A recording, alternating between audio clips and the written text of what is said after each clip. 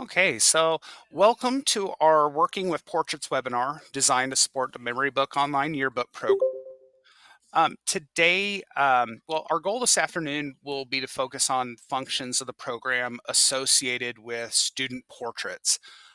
Specifically, we will be reviewing uploaded images, printing class sheets, and printing class sheets for other teachers and parents to review and correct, strategies for detecting multiple images, correcting student names, categorizing students, and then finally using the flow function to create those portrait pages. So this webinar is approximately going to be about 30 to 40 minutes. Um, but if you do have to take off for any reason, we totally understand. I hit record on this already.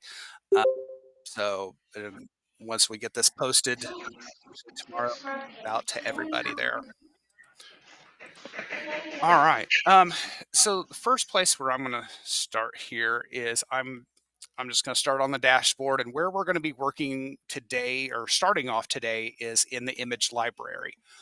So I'm going to go up to the create menu, and we're going to go to image library here. And all right, so our image library, this is the spot where you're going to do all your uploading and organizing. Um, and it's really kind of broken down into the preview area over here to the right and your categories in that and where you'll upload and work with your images. Um, Now, at this time, I'm sure many of you, it depends, your school, your district, on with your photographers. So I know we've slowly started to see a little bit of trickle of class photos coming in for schools. So I know it's that season. Everyone's either having them taken or you've maybe had your originals taken and you still have your retakes to go in a matter of time. Now, when you get that link, or if you, a lot of times we used to say, when you get your CD from your photographer, these days you're more or less likely getting an email with a link to your class photos. If you're using something like Life Touch or anything like that, go ahead and forward that link on to your sales rep, and they will get that into production for you. If you're getting them from your photographer and they're coming to you like in Google Drive or Dropbox or something like that, we do have a share address that will get that out to you, or just contact technical support. We'll get that share address to you so you can send them in that way. Now, once we get your class photos, it usually takes about 3 business days to get those processed and uploaded to your account. Um, and when you send those in or send that link this way, usually we hope that you let us know how you'd like those sorted. The two main ways that we have are by teacher, and that's kind of what this is broken down to be right here, kind of broken down by individual class, whereas sort by grade is everybody within the same grade level is in a particular photo. Usually you'll see a big by grade sort on like larger middle school or middle schools that have lots within 6, 7, 8 or large. We don't have too many large high schools, but usually the middle schools will see that. Um, Big elementaries will have that, but then typically when it gets to some of the smaller schools, we kind of see it more divided by class. So that's kind of, or by teacher, and that's what this is. It's more broken down by individual teacher folder. All right. So once we get those photos and we have them uploaded, we then send out an email notification to you to let you know that they're there. And at that time is when you're good to come in here and look things over before you start putting them on pages. Let's just make sure that we have everything. Do I have are these students, all the students in this folder, supposed to be in this class? And let's look, you'll look down through your folders. So we're going to go over some strategies on what to do and help things get organized before we go, get these onto the pages. Very one of the easiest things you can do with here on making sure you have everybody is printing class sheets. Now, if you're working by yourself, not necessarily is not a mandatory thing you have to do. But if you work with a group, or let's say that you're the yearbook advisor and you want to print class sheets and then hand those out to the teachers, or maybe you have PTA volunteers that are going to help with some reviewing. So let's go through printing a class sheet. Um, so what it is, I'm going to go under my folder. Now, depending on how things are set up in the index, you may have the main level folder here, and your students may be in a full subfolder where they're all there. So you're going to click on that folder that has the students in it. And then above the categories and these buttons that are right up above here, we're going to go to this one that says PDF preview. And when we click on that, that is going to generate a composite proof. And we can then take this composite proof and send that. We can do a couple of, you can download it and then send it digitally to whoever's class, whoever the fifth grade teacher is for that, email that to them. You can also print these, just, print them or download and print, but print them out and hand out physical copies there. Now, ideally, what you're going to see, or when people go, I'm just going to use a drawing tool here on this, but usually, hopefully, you'll get something back to where, maybe someone caught a duplicate right off the bat within the composite, or maybe you've got a student that maybe I'm going to circle this guy right here. Maybe he's I got a little text tool. Maybe he is a sixth grader.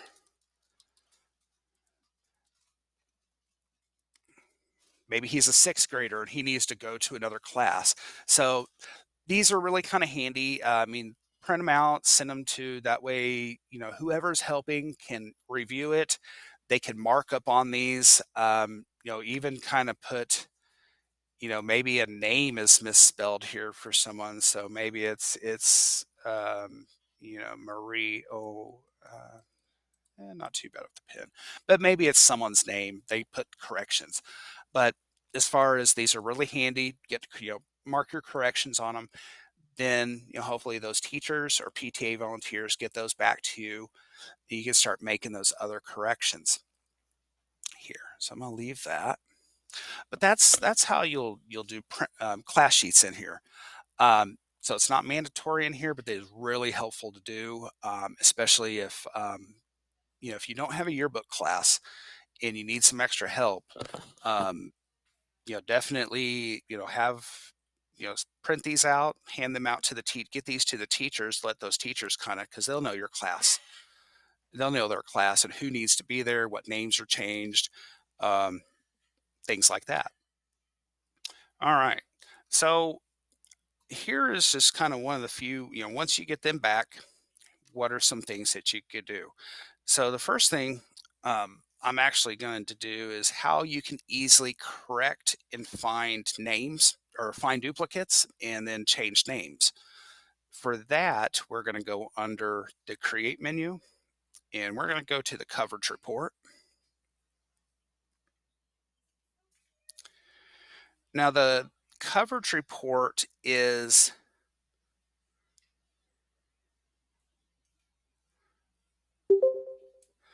the Coverage Report, what this area is just once your class photos are uploaded, all the names that are associated with that tag, all those tags are going to come in here. So all these names here are the same ones that are on your images there, but it's just a listing. So it's going to easily, as you're scrolling down your list, you can easily kind of see, okay, I've got two Carolyn Allens here, but one is in fourth grade and one is in kindergarten, two different things. So that's going to tell me, okay, in this case, it's not a duplicate. That just happens to be two students named Carolyn and I'm sorry Carolyn Allen. to interrupt, but I only see the start home screen, so I don't know if everyone else is experiencing it or hello? I'm here. So is everyone able to see I have the coverage report screen up right now. No, I only see the home page.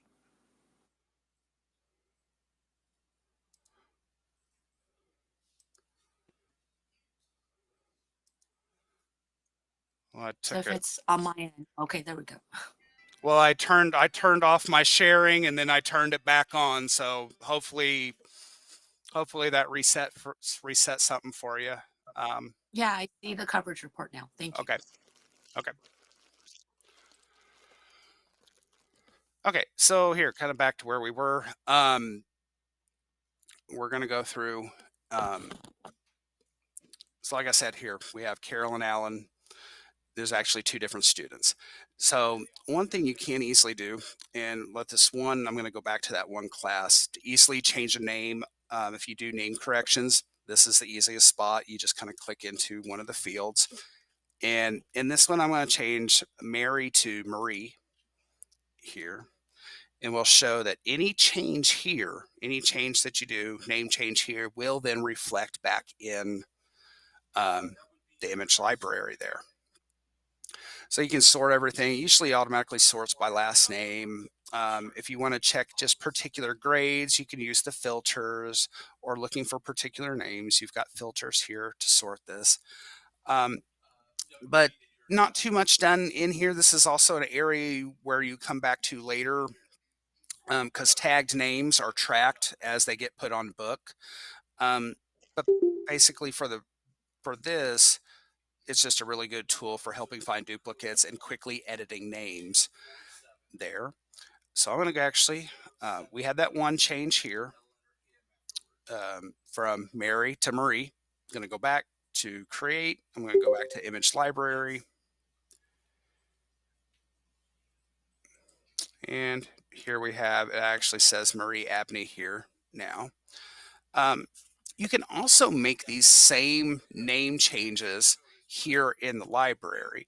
So if I double click on the photo, um, it brings up the image in a little preview window. So over to the right in this preview area, this is what we call the name tag. So then to edit it, we're going to click on this three dot button and we're just going to hit edit name. We're going to get a message that you should only use this for correcting information, such as misspelled name or incorrect grade. So I'm going to click edit and I'm going to change her name back to Mary. And I'm going to hit save and I'm going to hit done. Now, one thing we haven't seen it do, it hasn't refreshed quite yet. And we go back to here, we didn't see that it has refreshed. We did make the name change. Um, Usually what I do in this area, when I'm making changes in this area, usually what you have to do to see that fully changed is just click out to another folder and come back. And now that this group has refreshed, now I'm able to see my name change that's here. All right. Which one was my third? My one of these teachers is my sixth grade teacher. Oh, actually, no, I don't. I only go up to fifth grade. All right. So I'm going to leave certain images here for now, but let's say that you did get your class sheets back and you have students that are in different classes. So maybe I need to take someone from this fifth grade class and they belong actually in the other fifth grade class.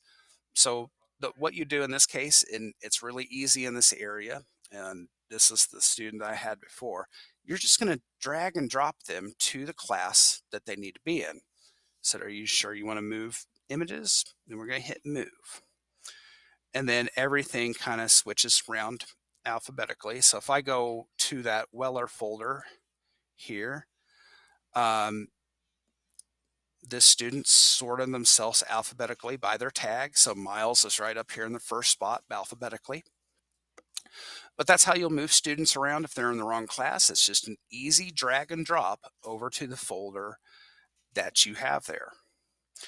Um, Now, what's something that one thing or some things that we get run into from time to time is, let's say that you've got preschool classes and you need to, but all the students, maybe there's an AM class and a PM class, and they got both lumped into the same folder. What you can do in that case is create yourself another portrait category. And if you ever need to make another category in this area, just click on the main section heading. And then in the corner here, there's a little tiny add subcategory button here. We're going to click on that. And I'll just name that Adkins and then PM. Just, some do have, if it's like preschools, that they have a AM and PM class. I'm going to hit add. Um, your new folder is going to sort alphabetically. So then you could take, however many of those students then that did go to that other class, then you would just start dragging and dropping them. If you had your list there of who went where, then you could easily, um, class list from the teacher, you could easily say, okay, these students need to go to this, and then you'd have your two folders. So really easy, sort people around, make new folders, make changes. Now, some of the other library changes that we're going to do, we're going to come back to this area after we flow, because we're going to show you what happens. I'm going to show you what happens on a good flow, and then I'm going to show you what happens on a flow that you need to make corrections and maybe you need to reset some things. All right. So I feel we have our images kind of best worked. They're sorted, they're here. I've done a few name changes, I've moved people over. Now I'm ready to start building class pages. So I'm going to go to plan here. And let's see, I'm going to pick a spread that I had. Okay.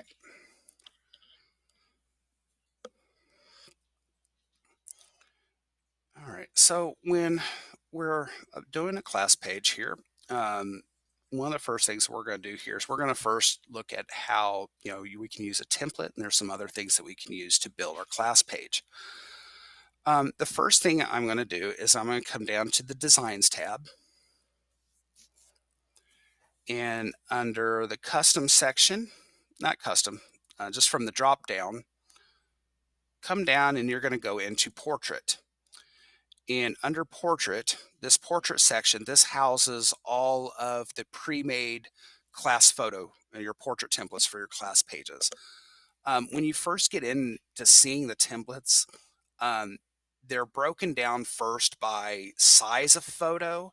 So if I go under 4x6 here, and with a lot of these templates, I'll just bring one over,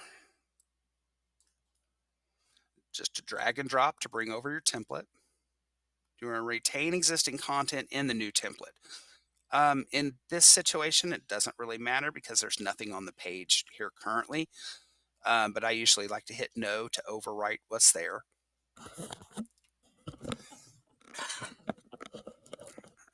So as we can see, 4x6 give us a little, a smaller box here. We go up that size in by like 8x9. We start seeing some other size boxes that are there. So they're first sorted by size, but then after that, they're recategorized again by the amount of photos. So this may help when it comes time to looking for, like, when you're seeing how big your classes are and picking out a template based on that. One thing when you're picking out a template, one thing that we recommend is to selecting a template that's based on your largest class size. So if you have a lot of, maybe I've got 26 students in this class, 27 in this one, 29 in that one. So you're going to go off, your largest class being 29. But what would help there is to be ensure that you have consistency throughout your book is picking like a template that has like 30 spots and then using that one consistently through. And that's if you're looking for consistency. It's just picking a template based on your largest class size, and then just dropping that template onto your other pages there. Definitely take the time. So if you know, like, definitely within that range, check out what is here. And so I've got all these templates that are here. So like I said, a lot of your templates are just drag and drop over. All right. Um, but what happens if we're going through here and we're not seeing, any one of these pre-designed, maybe you like the headline off of one, but maybe the spots, you're like, well, this template had the spots underneath. This one has, names out to the side. I like the top of this, but how do I get these names down underneath? Couple different ways we can go about that. Um, what I will probably do on this one is I will just remove this part. So this part of the template, the portrait template, is what we call the portrait panel, or it's the flow panel, basically. So with this flow panel, the flow panel is a grouped grid of photo boxes that are set up just to work with this flow function. So they're already grouped. That way, they're all lined up. They look nice and straight. And but let's say that we want to change that to where the names are around. And so I'm going to delete this off. I'm going to go to our flow tab because we're working our way here to this tab either way. At the top of the tab here, you'll notice that there's other different looking little flow panels that are there. So you can actually just take one of these and drag and drop it over to the page.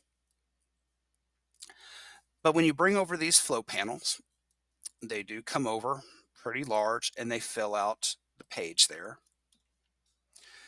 But we have a way to adjust the size, rows, columns, size that box to get exactly kind of what you're looking for.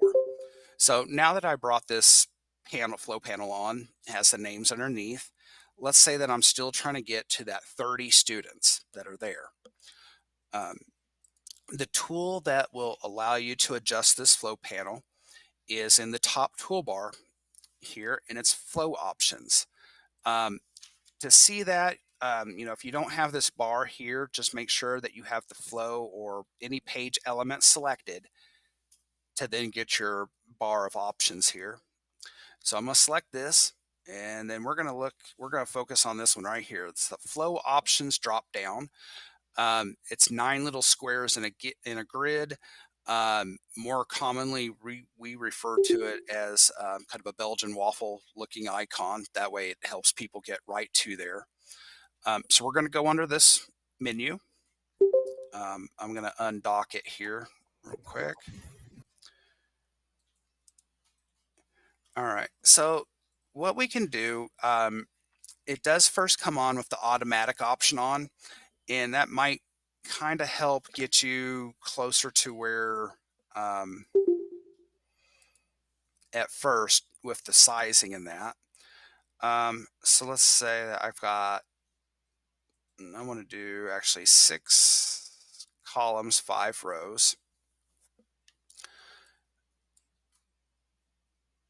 And so I'm still a little too much space here in that. So some other things here, I can adjust portrait dimensions, but I really didn't need to mess with the width there. I do have a lot of spacing in between my rows, so I could come here, I can adjust my vertical spacing there. Bring that down. Maybe I can bring that down one more. But it's basically making those adjustments there. And let's see. So now I kind of want to keep adjusting the box size here.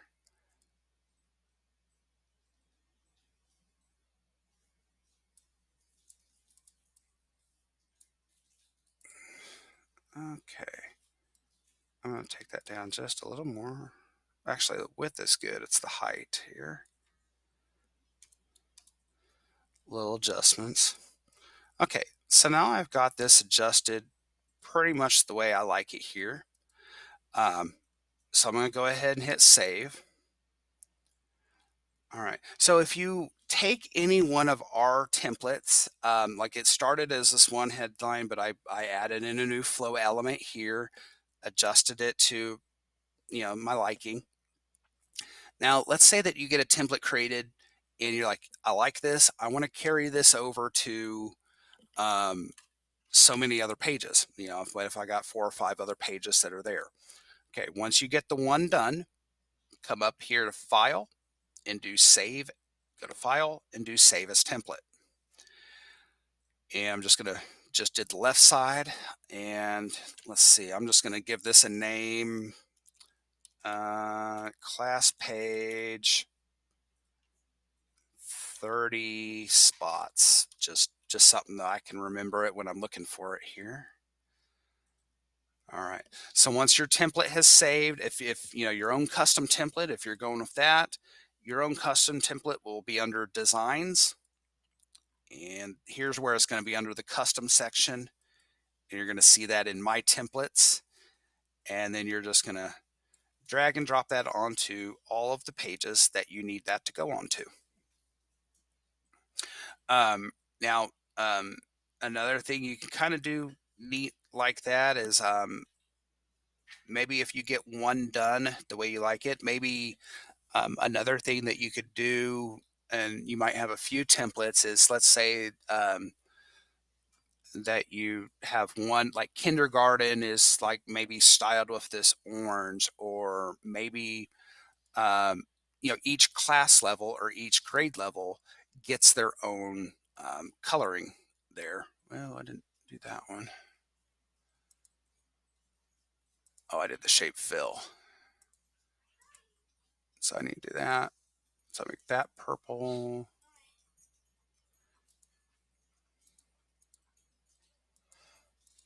So you can go ahead and color, change up some coloring, stuff like that, save it as another template, and kind of go from there. Um, Now, once you have your template, the way you want it, you've got your template on the pages that are there. Um, at this point, you've got your images in the library sorted. You've got names changed, and then now you've got a template on the page. Whether you have um, used one of our designs or just added a flow element to the page, the flow panels here, just you could add those individually and build your own, or you can modify, the third option, modify one of ours, and it's a custom, part of it's ours and part of it was the flow element that you configured to, your needs for your students. So once that's all done, and after you've made any changes in that, always make sure before flowing, go up and hit save. It's just kind of one of those things that for that process to work, the page needs to be in a save spot there. So make sure our saves changed. We're going to go flow. And what we'll do here, we'll go to flow. We're going to pick a category. So we're going to navigate to the folder that has our students in there. Next down is the name format. By default, the names come in first name, last name. You can change that over to last first if you have that information, or actually middle. Usually a lot of times middle's there, but we don't have a lot of middle information. It's going to show us how many images are in the folder. If it's flowed before, how many were flowed or how many is remaining. And the next spot that's down here is our start and stop. Now, if this particular little area right here is ever lit up in red, it's letting us know that something's not Not all information. Either we don't have enough spots or we have too many students, things like that. Um, Now, what the start and stop is here, this is our start page and stop page. Um, Now, for this particular group, if I was wanting this group to only be on page 20, then I would need to make changes, and it looks like I need to get 10 more spots added here. Um, Now, some larger classes will go over to the next page. Just depends on if the class is taking up one or two. So in the case that you're going over a page, your start and stop needs to match the page or page range you're going over. In this case, I do want this group to flow, on the left and then carry over to 21. And so I'm going to change my stop. I'm going to leave my start at 20. I'm going to change my stop to 21. And once we have enough spaces, now it says 60 available positions. Now we see that alert, that red alert that we got here saying we didn't, not everything's gone, that has gone away.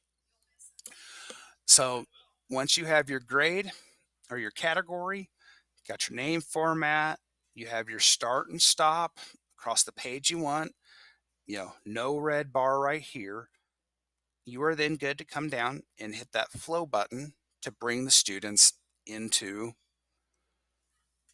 Would you like to save your changes first? Oh, because I made changes on the page, so I do want to save. So there we go.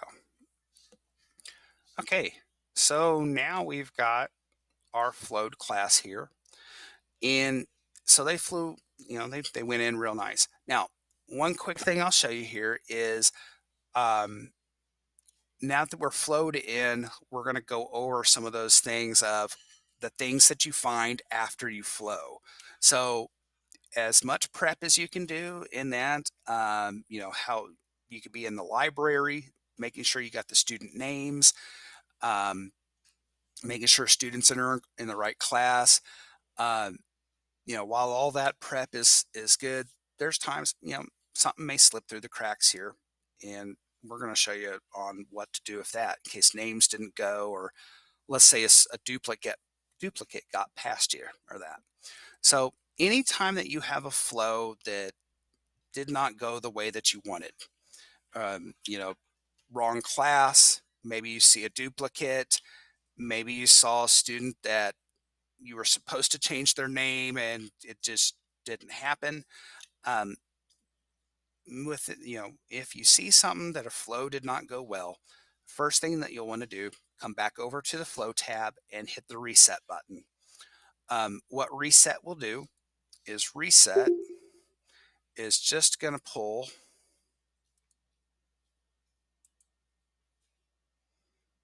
usually reset pulls everybody back out.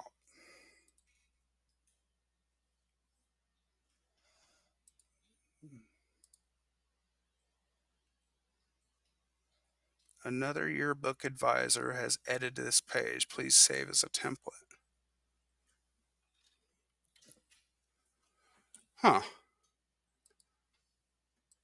Well, I didn't think I had anyone on with me. Okay. Looks like something didn't refresh there, but now that I've come back, they're all out again. So, okay. Um, but yeah, reset just pulls everybody back out. And once they're out, then we can go back to the library and make those changes. So I did have the duplicate student here. So I'm going to show you how to go back in. We're going to go to our library. And this happens to be that folder that we need to go into. So if you notice, if you ever have duplicate images, or let's say that you get retakes get uploaded and you have a retake that's in the same folder. So what you'll do, if the image that you do not want to use, double click on it. And when the image comes up in the preview window, you're going to click over to the details tab. and we're going to go to preferences, and where it has use portrait, we're just going to change that to don't use portrait.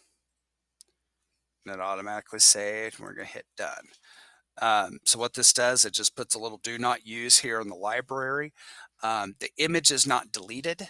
Um, for the reason we don't suggest deleting duplicates, or usually duplicates are in the forms of retakes in there. Usually if you have an original and you have a duplicate or a retake, if it's an exact duplicate, then we understand um, deleting it. But if it's just a um, retake, mark it as do not use, just in the event that maybe a parent comes back to you later after you lay stuff on, and you get word or something. It's like, well, they really want to use their original photo compared to their retake, or vice versa. Um, but it's just a handy way to keep it in here. Um, let's see. So we've got a duplicate taken care of. We marked that, we've marked them as do not use. So once you got your duplicates, and in any other little, if you caught a name change, this is the time to fix the name. If you've got someone that needs to move to another class, now that we're reset, you're good to move them to the class that they need to go to. Now, once you get those things taken care of in the library, you're good to return back to your page. So I'm going to go back to my flow tab. I'm going to pull up my Adkins folder here again. Now, I still got 5th grade, name format. My start and stop are still the same. And now I'm going to hit flow. Bring everybody back in, and now we've got one less photo there of Mary. All right. So we got our flow in, we got everything corrected. And while we're almost close, there's one thing that you flowed everybody in, and now you're noticing that you've got some red X's over names. The red X's, it's not anything to worry about. It's just meaning that um, not all of the name is showing due to the size of the box. So basically, it's throwing up a red X over students that have really long names, or longer, that can be displayed by the box. I'm going to zoom in on this here. And we got red X here to deal with. All right. So I'm going to bring down the page here a little bit. All right. So to fix the red X, now one thing that if you see these, um, when you go to fix this issue, it's the one thing that's done by expanding, what we call expanding the flow. So this next step is something that, as you're working on the book, making changes and finding and making corrections, this would be the red X across photo names would be the very last thing that you may want to fix, just because the fix for this takes away the reset reflow ability. And then at that point, if you did have to reflow a class, it's wiping everything and putting something back on, or just putting a new template back on. So, let's say that, I've got this page done. I'm not going to get any more students to this class. The roster is the way it is. I've got all the rest of the pages done, stuff, and this is the last thing. So to fix this red X, make sure that your flow element on the page is selected. We're going to go back to that flow options. Remember our little Belgian waffle looking icon here. We're going to go under flow options. And if you're an advisor, you have expand flow. Staff and editor logins do not have this option. So if you're not seeing this, definitely check and see if you've got that advisor login there. But there, you'll go under expand flow. The expand flow is it's going to release the individual photos. So Basically, it's going to make them take them from a grouped element to individual here. So I'm going to click I understand, and then I hit expand. Now, once we hit expand, we are actually done with this menu here. So I don't need that menu. I can click somewhere off for it to disappear. Now that we have expanded it, now you'll see that each part of the flow element is now expanded. It's its own individual element. Now, once that's expanded, you're going to come to that person's name box and either just make it a little bit wider. So you make it a little bit wider for the name to show. Or you could also, just depending on the room, you could make it a little bit deeper and have the name on a couple lines. But that is how we fix those again. So I'll go one more. I'll come up, I'll select the flow element. I'll go to flow options, find expand flow here, do the I understand and expand.